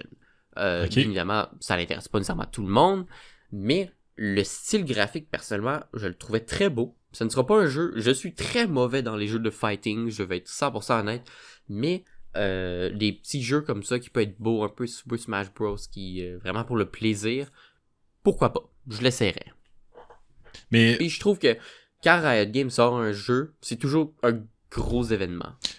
En effet, là-dessus, tu as totalement raison, parce que Riot Games, ils ont vraiment une communauté gigantesque de fanboys de leur jeu, puis c'est positif, là, c'est pas négatif, parce que, bon, ça dépend. Parce que sur League of Legends, certains vont dire que la communauté est tellement toxique que c'est pas une fierté, là. Mais j'ai pas joué à League of Legends, donc je peux pas vraiment dire, mais de ce que je vois sur la vidéo en ce moment, du trailer, c'est vrai que ça a l'air vraiment très intéressant. En ce moment, c'est juste un personnage Braum, on dirait, le gameplay reveal trailer. Braum, ouais, avec le bouclier. Mais oui, c'est vrai, ça a l'air très intéressant. D'ailleurs, c'est le genre de jeu qui se jouerait très bien sur une console portable. Ouais. Puis la twist, parce que, bien évidemment, Riot Games ne font pas seulement sortir un jeu pour copier. La twist de leur fighting game, c'est que c'est pas du 1v1, c'est du 2v2. OK. Falloir que tu vas pouvoir faire tu vas pouvoir faire du 1v1 si tu veux. OK. Mais à chaque fois, ça va être 2 personnages contre 2 personnages. Donc si tu veux, tu peux faire du 2v2. C'est que tu vas prendre 2 personnages. Chaque personnage a leur habilité spécifique. Mais dépendamment avec quel personnage tu les team up, donc tu choisis ensemble, ils vont mixer leurs habilités pour faire des combos spéciaux. Donc si tu joues avec genre 1 contre 1, tu vas faire tes mix, tu switches de personnage, tu peux revenir avec des habilités, des combos spéciaux. Mais si tu le fais avec 2v2, donc là tu fais ta partie de combo, l'autre personne fait la fin du combo, et là la personne va jouer pendant que toi t'attends que l'autre switch. C'est très intéressant. C'est le fun pour les personnes qui... tu sais, des petits party games, si on veut, de 2 contre 2, là, entre amis. Mais je trouvais ça intéressant. Ça vient de me rappeler la petite twist qu'ils mettent dans le jeu. Mais ouais, je vais garder ce jeu-là sur ma liste, parce que souvent, je regarde ma console portable puis je me dis « Ah, dommage, j'aimerais ça avoir un jeu qui est confortable à jouer sur une console portable, parce que moi, je suis un grand joueur FPS de first-person shooter, et jouer avec une manette, c'est vraiment pas mon fort. Les jeux de combat, c'est parfait pour une console portable. Là. C'est un peu comme Multiversus avec... c'est un jeu qui est un peu comme Smash Bros. C'est littéralement fait pour ces consoles-là. Oui, exactement. Oui, ben je suis 100% d'accord. Ah, bon, c'est bon. Bon jeu. Vas-y, prochain jeu. Dans le fond, mon prochain jeu... Bon, of course, tu vas tellement me voir venir. Je pense pas qu'il y ait un trailer, malheureusement, pour ça. J'ignore si le jeu va sortir cette année, mais je sais qu'on va avoir beaucoup plus de renseignements cet été ou ce printemps. Est-ce que je peux prendre un guess? Ah ouais, vas-y, moi je pense que tu vas l'avoir tout de suite. Est-ce que c'est un nouveau Battlefield? C'est en effet un nouveau Battlefield. Donc... Bien entendu, gang, vous me connaissez très bien. Très grand fan de first-person shooter.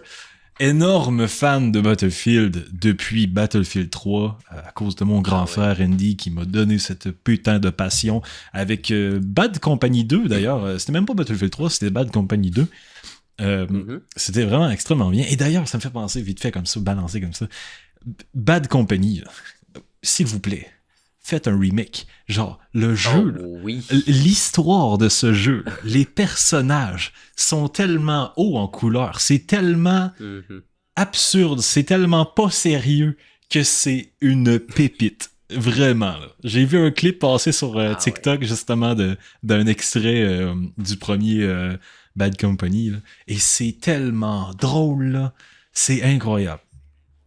Donc, je lance ça comme ça. Écoute, pour le studio. 100% d'accord avec toi. Là. Je vais te laisser aller, là, mais les Battlefield, je trouve ça juste dommage à quel point que ça ne dure pas assez longtemps. Oui. Parce que c'est tellement si ça durait longtemps, là, c'est mes FPS que j'ai eu le plus de plaisir dessus. C'est des pépites. Ben, Ah On oui. va refaire une petite histoire pour les gens qui sont nouveaux, qui connaissent pas Battlefield. Battlefield est à l'origine le plus grand compétiteur à Call of Duty, donc encore une fois un jeu de guerre en vue première personne qui se veut vraiment très arcade.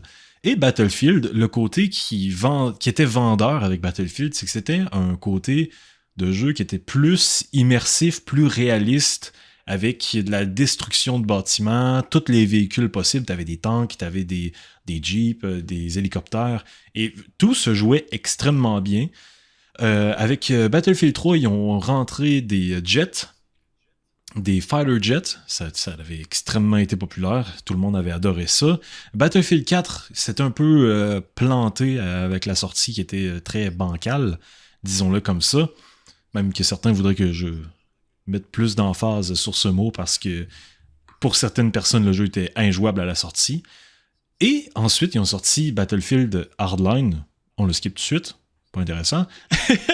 Ils ont sorti Battlefield 1 au parfait moment en 2016, alors que Call of Duty, eux autres s'en allaient vers le futuriste dans l'espace avec Infinite Warfare. Ben, Battlefield, on fait...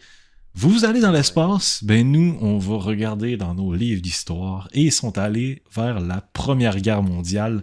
C'était la première fois qu'on avait un studio triple A, là, un studio vraiment à très grand budget, s'en aller vers un jeu de Première Guerre mondiale, et l'exécution était magnifique. Le jeu est encore aujourd'hui un des plus beaux FPS, selon moi.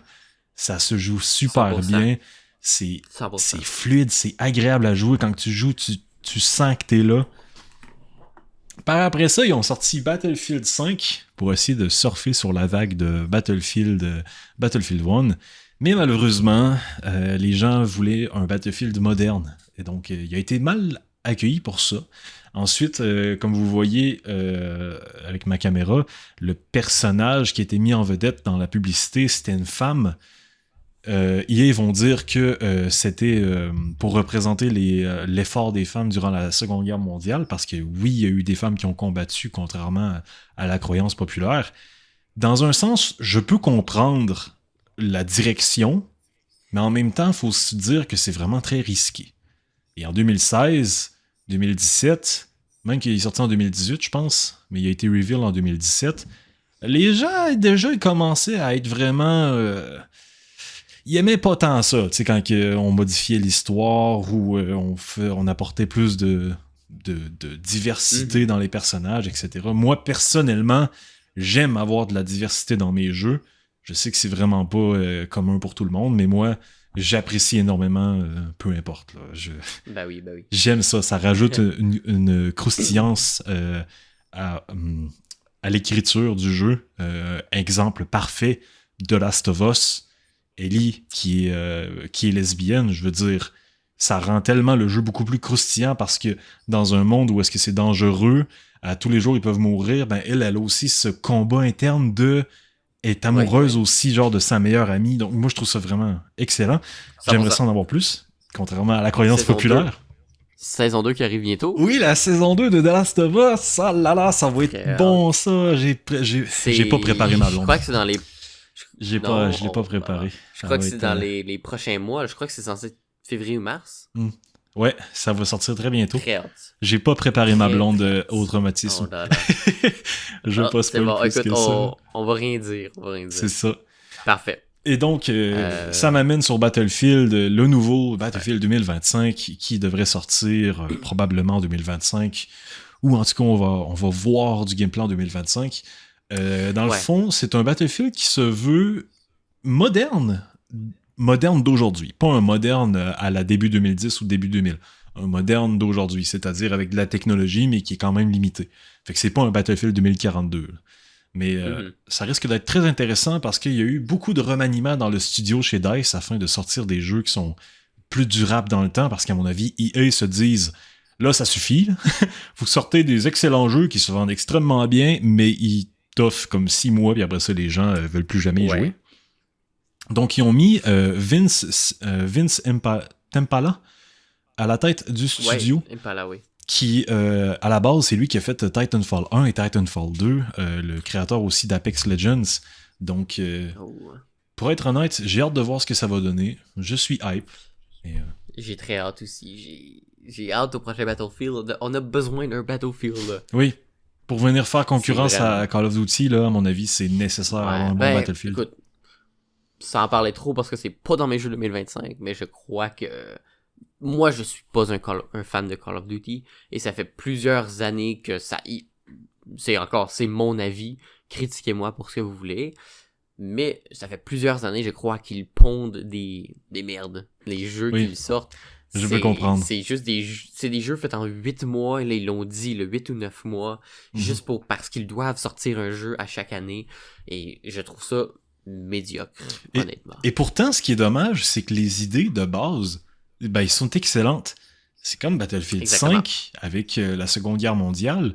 Le mode Battle Royale qui venait avec le jeu, c'est un mode, entre guillemets, Firestorm, où est-ce qu'il y a une tempête de feu qui fait un cercle et qui brûle tout sur son passage pour ramener tous les joueurs dans un petit cercle afin que la game se termine. Et ce qui est bien, c'est quand on cherche dans la map, en fait, on peut voir des indices qui nous montrent que, en fait, c'est un grand easter egg et c'est une partie, je pense, des Allemands de la Seconde Guerre mondiale qui travaillaient sur un genre de cercle de feu, genre. Fait qu'il y a vraiment une histoire par rapport à ça, mais tellement que le jeu s'est vautré à la sortie, ils n'ont même pas pris le temps de continuer à développer l'histoire. C'est la même chose pour Battlefield 2042. L'histoire... Moi, je la trouve folle, là. Genre, c'est un futur extrêmement crédible où est-ce que les catastrophes naturelles sont extrêmement régulières au point où est-ce que certains pays sont pas capables de suivre la cadence et donc les pays s'effondrent. Je trouve cette idée absolument folle et très épeurante en même temps parce que écoute, il y a des bonnes chances qu'on se dirige vers là, qu'on va avoir... 100%, déjà, on en a des immigrants qui viennent pour se sauver des catastrophes naturelles. Donc, imagine en 2042. À mon avis, ça va être un Battlefield 2042, puis ça va être la catastrophe et on va se battre sur du territoire et de l'eau potable, probablement aussi. Là. Mais... 100% l'eau potable, surtout, ça va être la première ressource sur que le monde va se battre. C'est ça. Donc, c'est vraiment épeurant comme futur, mais je trouve que l'histoire racontée avec ça, je sais pas si vous aviez vu je vais le mettre en même temps sur YouTube pour les gens qui nous regardent. C'était Battlefield 2042 Exodus Short Film. Dans le fond, il avait sorti une petite vidéo sur YouTube pour montrer un peu l'univers de Battlefield 2042. Pour ensuite, malheureusement, venir nous dire... Vous voyez la vidéo extrêmement cool qu'on vous a sortie sur YouTube où est-ce qu'on voit Irish, un personnage de Battlefield 4, se déplacer dans les rues genre de l'Angleterre qui est complètement inondée et abandonnée? Eh ben, on va rien faire avec ça. C'est littéralement ce qu'ils ont fait. Ils ont sorti un truc palpitant, extrêmement cool qui m'a donné envie pour rien faire. Ils n'ont pas fait de single player. Ridicule. Ouais, malheureusement. Mais comme vous pouvez voir en ce moment avec la vidéo, là, c'est littéralement de qualité d'un film. Moi, je trouve ça fou. J'aurais adoré pouvoir avoir une série de ça. Je vais m'arrêter là parce que je suis tellement un fan de Battlefield, je pourrais en parler longtemps. Ben oui, Battlefield, on pourrait faire un épisode complet là-dessus. Ah, littéralement? Peut-être. Oui. Peut-être on va en faire un. Écoute, probablement. Bon, moi, il me reste 2 jeux. Puis honnêtement, je peux te les dire back-à-back, parce qu'il y en a un qui prendra 5 secondes. Vas-y. Le premier jeu, si je me trompe pas, c'est 31 mars qu'il sort, c'est un jeu qui s'appelle Fragpunk. Je sais pas si t'as entendu parler du nom. Non! C'est un jeu, là j'ai merdé sur Call of Duty, mais c'est un jeu qui se mixe entre un Counter-Strike, Valorant et un peu de Call of Duty. C'est du 5v5 que t'as une équipe a une bombe. Ça ressemble plus à un Valorant, ouais. Okay. Une bombe que tu dois aller sur un site pour désamorcer, pour mettre la bombe, et l'autre doit désamorcer. On connaît le principe. Par contre, comment ça fonctionne, c'est que chaque personne, à chaque round, on prend notre agent différent qui ont des habilités. Donc, un peut avoir une grenade, un autre peut healer, un autre peut avoir un sniper, en habilité, pas en gun. Et après ça, tu t'achètes des bundles de guns préfaits. Donc, c'est pas j'achète une AK avec un revolver. Non, c'est des bundles préfaits et tu dois t'adapter avec ça. Et à chaque début de round, ton équipe vote pour des cartes qui vont modifier le round. Des cartes, c'est comme des cartes à jouer. Ouais. Donc, ça a l'air vraiment intéressant. Oh my god. Une série de cartes qui peut être, par exemple, première carte, on a un site pour planter la bombe de plus. Une autre carte, ça va être, on a un katana qui déflecte les balles. Une autre carte, c'est les têtes des ennemis sont 10 fois plus grosses, comme des bubbleheads, fait que les headshots vont être plus faciles. Un autre, ça va être, si on tire sur nos alliés, ça va les soigner. Ou on réduit la taille des chargeurs des ennemis. Plein de cartes comme ça. Ton équipe vote, la carte la plus votée, boum, tu craques la carte pour que ça l'active et ça fait l'effet pour le round. Et les deux côtés ont des cartes. Donc chaque round, c'est ça. Donc chaque round, même si c'est la même carte et les mêmes deux équipes, c'est différent. Parce que tu dois t'adapter de « Ah merde, l'équipe ennemie nous a réduit nos tailles de chargeurs, on va jouer plus safe. » on a une plus grosse tête, on va moins se mettre à découvert. Des trucs comme ça. Donc, je trouve ça vraiment intéressant comme idée, là, personnellement. Ça crée de l'originalité à tue-tête, exactement. Sérieusement. À voir aussi avec le trailer, là, ça me donne vraiment envie. Ouais, oui. J'attends ce jeu-là, moi aussi, maintenant. Il est dans ma liste. C'est ça. J'ai beaucoup joué la bêta qui était ouverte. Qui était vraiment le fun et le jeu justement arrive très bientôt. Donc, c'est ça pour ce jeu-là, honnêtement. Le trailer, vous le voyez à ce moment, c'est vraiment intéressant. Ça a l'air vraiment plaisant. Ouais, 10 sur 10. Puis, mon dernier jeu, qui est très rapide, honnêtement, parce que on n'a pas beaucoup de détails tant que le jeu est pas sorti. On le sait c'est quoi, mais c'est un jeu à histoire, fait que ils veulent pas spoil. C'est le dernier jeu de la Dark Pictures Anthology. Oh.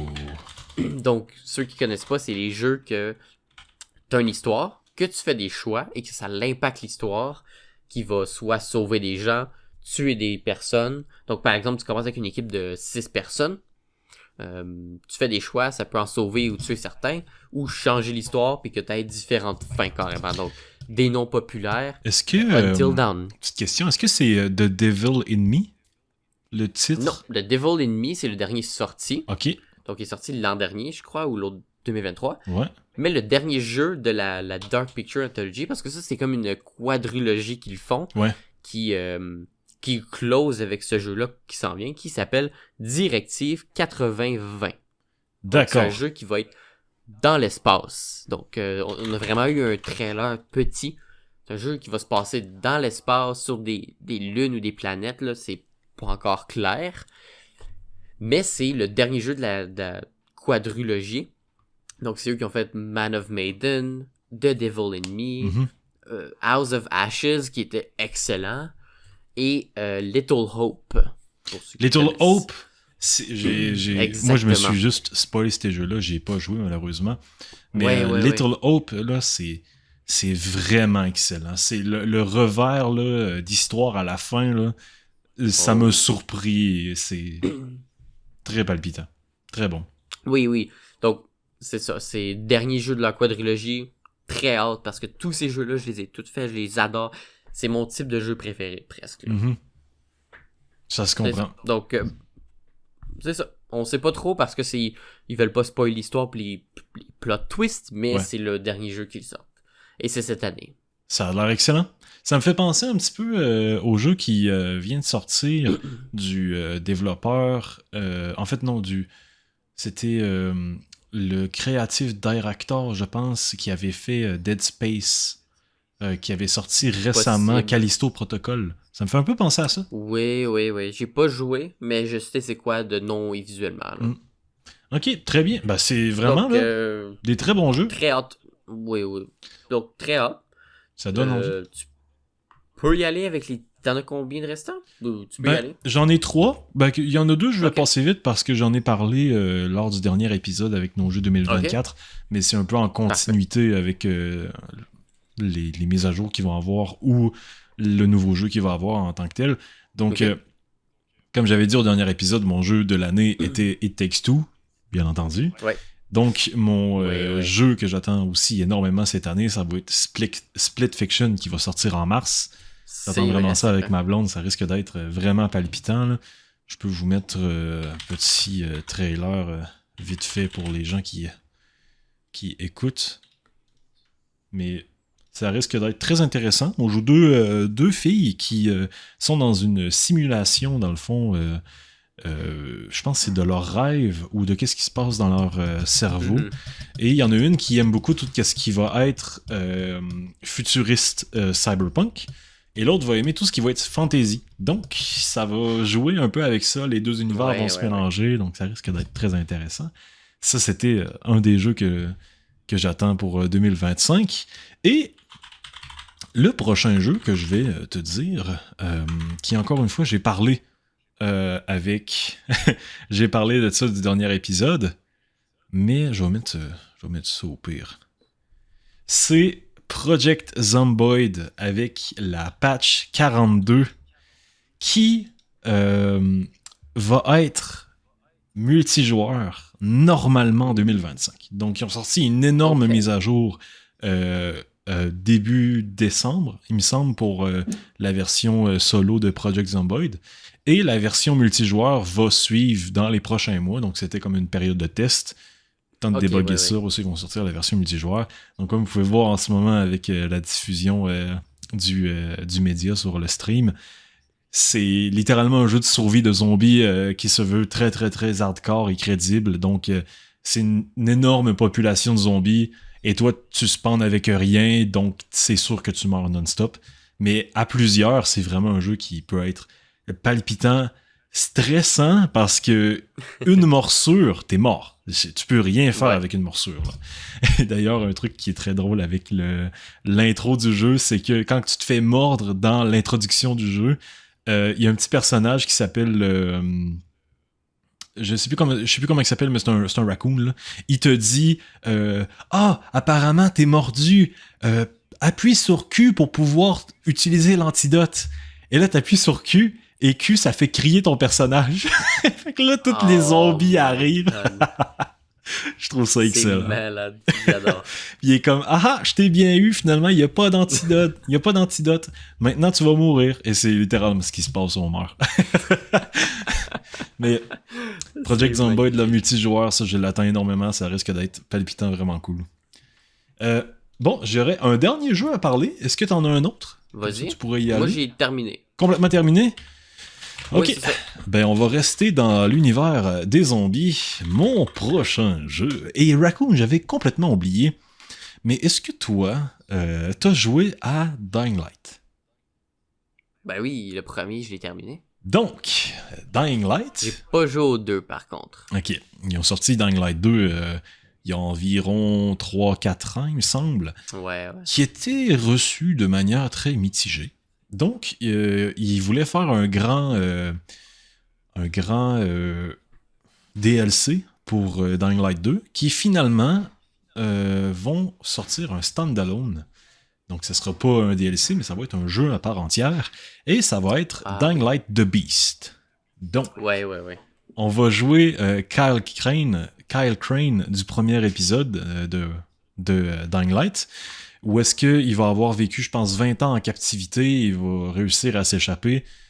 Donc, il va avoir un aspect de Beast parce qu'on est infecté, donc on va peut-être pouvoir se transformer en zombie. Peut-être. Ça serait le fun. Mais ça a l'air vraiment très intéressant. Ça se veut très... C'est arcade, mais en même temps, j'ai l'impression qu'ils veulent retourner un petit peu plus sur le côté qui était grounded du premier épisode, c'est-à-dire plus réaliste, qui se voulait plus difficile côté zombie. Fait que je pense que ça va être très intéressant et j'attends ça c'est vrai. à pied ferme, à pied joint. Je pense que ça va sortir pour cet été, normalement. Début de l'été ou dans ce coin-là. C'est vrai, j'avais complètement oublié, mais là tu me rappelles... Ça va être un bon projet. Ouais, ça risque d'être très bon. Puis d'ailleurs, Oui. si jamais t'as envie de retourner jouer à Dying Light 2, là, pour te préparer, là, fais-moi signe, on ira jouer à ça ensemble. C'est sûr, je vais probablement essayer là, pour me préparer. Bon, et bien c'est parfait. Fait que sur ça, je pense qu'on a fait un pas pire d'épisode. Ça a été quand même un Aujourd'hui. bon épisode. Là. On se disait qu'on voulait faire ça plus court. Finalement, on voit pas le temps passer quand on a du fun. Non, c'est ça. Puis 1h30, moi, personnellement, je trouve que c'est parfait. C'est pas trop long, c'est pas trop Ben court. oui, c'est... On a le temps d'aborder je trouve les que sujets qu'on... C'est parfait. On a le temps d'aborder les sujets qui nous intéressent sans se presser forcément. Exactement. Donc, c'est vraiment très bien. C'est ça. Plein d'autres sujets que j'avais notés, mais bon, j'imagine qu'il va falloir que vous restiez pour le prochain épisode. C'est ça, exactement. Ben, vite fait, t'en as-tu un qui était complémentaire avec le sujet qu'on vient de parler de nos jeux 2025 ou? C'est un peu complémentaire, c'est un petit teaser qu'on pourrait aborder au prochain épisode. Si bien évidemment le monde ne tombe pas en poussière avec qu'est-ce qui se passe. Mais c'est des avenues en 2025 et ça serait les films qui s'en viennent en 2025. Ok, ben c'est une bonne idée. C'était une bonne idée d'idée de podcast en fait. Ouais. Ouais, parce que comme on dit, on a un field de vue très large, donc on va aller dans toutes les directions. C'est ça, exactement. Puis ça va nous permettre de parler de choses qui habituellement, moi et toi, du moins, on n'a pas l'habitude de se parler. C'est-à-dire les films, les épisodes, les séries, etc. Donc on pourrait littéralement parler de The Last of Us avec la fameuse série. Oui, ben écoute, on va en parler, puis peut-être qu'entre-temps, d'ici la semaine, ils vont annoncer la sortie, puis là, on va vous dire, bon, on le savait pas, mais là, on le sait. Ouais, c'est ça. Peut-être. Et c'est ça pour les gens qui nous écoutent. Si jamais vous avez, vous, des idées de contenu qu'on pourrait faire, de sujets qu'on pourrait aborder, de jeux qu'on pourrait parler, même si c'est un jeu qu'on connaît pas, qui est niche, n'hésitez pas, laissez-nous ça en commentaire. On lit tout le monde. 100%. Et c'est pas mal ça. Vous allez pouvoir aussi... 100%. Écoute, je suis d'accord avec petite fermeture sur qu'est-ce qu'il vient de dire, Zach. On lit tout ce que vous dites. Si vous nous sortez une pépite, un jeu, un sujet, un film qu'on connaît pas, on va prendre le commentaire, puis on va en parler, puis on va dire « Qu'est-ce que c'est ça? » C'est ça. Puis on va en discuter. Exactement. Et également, nous avons pour but de faire grossir le podcast le plus possible. On veut vraiment que ce soit un podcast qui fonctionne. Donc, j'ai pensé à quelques idées qui pourraient peut-être rendre le podcast plus intéressant pour les gens qui sont vraiment des fans, dans le fond, de notre podcast. C'est sûr qu'en ce moment, je suis peut-être en train de parler dans le vide, mais je l'annonce comme ça tranquillement parce que je veux vous tenir au courant.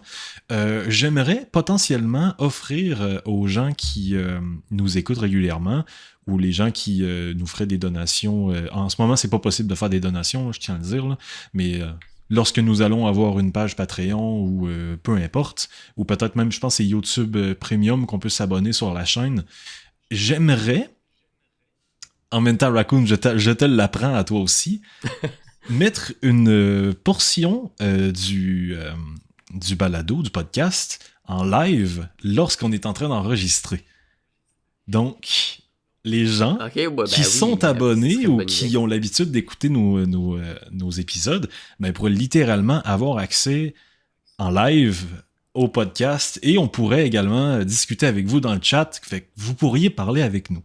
C'est une idée que j'ai. Exactement. Je lance ça comme ça. C'est une bonne idée. C'est une très bonne idée parce que pour parler d'un sujet, là, boum, un petit commentaire qui apporte un point qu'on n'aurait pas pensé. Ouais, exactement. Vous venez de changer l'épisode. Ça va rendre le podcast beaucoup plus vivant, puis en même temps, ça va vous permettre de pouvoir embarquer avec nous. Donc, si jamais ça vous intéresse, ben, laissez-moi ça en commentaire. Comme je vous ai dit, on va tous vous lire, puis on est ouvert à plusieurs trucs. Ben oui. Gros field of view. Gros projet qui vient de commencer, mais honnêtement, on est du même avis. On est super content de ce départ. La réception est excellente. La réception était excellente, elle est 10 fois plus excellente que ce que je m'attendais, parce que bien évidemment, que ce soit un podcast ou peu importe les chaînes, c'est facile de sortir des vidéos ou des contenus et d'avoir 3 vues, tu sais. Oui. Ça, c'est facile. Et là, on se dit, waouh, 3 vues, 3 personnes, dont 2, c'est moi pis Zach. Ouais, c'est ça, exactement. Ben moi, peut-être plus Donc, que ça un petit peu, parce que j'allais revoir régulièrement. Je trouvais ça intéressant de voir les vues monter, là. Puis d'ailleurs, Exactement. on a eu 2 commentaires, 7 likes et 151 vues au moment où on a enregistré cet épisode, l'épisode 2.